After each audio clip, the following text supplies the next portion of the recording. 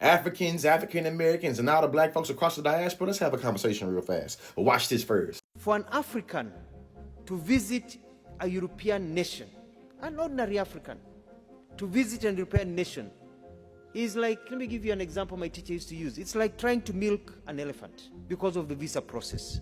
However, for a European to visit an African nation, most of our nations, it is like a walk on the beach. It's like going to have a cup of tea. But then that is not the problem. The tragedy is that now for an African to visit a fellow African within the African Union, the visa restrictions in many of our nations, among us, between our brothers and sisters, is like trying to brush the teeth of a crocodile.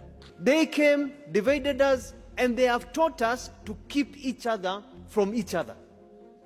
Them, they're mingling with each other and making money and growing, but they have taught us to hate each other. What if I told you that the internalization of black inferiority is manufactured by white supremacy? It always tries to push, divide, and conquer, and make us literally try to negotiate the inferiority amongst ourselves. Whole time they got their back turned and monetizing all our struggles, exploiting all our efforts, you feel me? It's like trying to brush the teeth of the crocodile for an African to visit his fellow African in the African Union, but the Europeans can come and go as they please. Man, said the visa process so complicated, it's like trying to milk an elephant.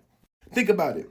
Europeans are able to go throughout the continent of Africa and travel the way they want to without any restrictions. But they have encouraged the African people to literally have all type of stimulations and regulations when it comes to their fellow African being able to come into their country. You know what I'm saying? It sounds a lot like in America where we say, hey, man, you black, you got to check in and come over here. But the whites can do what they want to do as they please and they got to worry about their life coming in jeopardy. There's a lot of manufacturing of consent, especially when it comes to division. Whether you Haitian, Jamaican, American, Nigerian, or Ghanaian, we all implicated and lost in the sauce of colonialism. And it's ways that we literally push the idea of the colonizer without the colonizer being able to be there. You know what I'm saying? It's almost like that's one of the powers of white supremacy and colonialism. In conclusion, it's also why so many instances of Pan-Africanism or unifying different African ideologies and people throughout the diaspora is always demonized.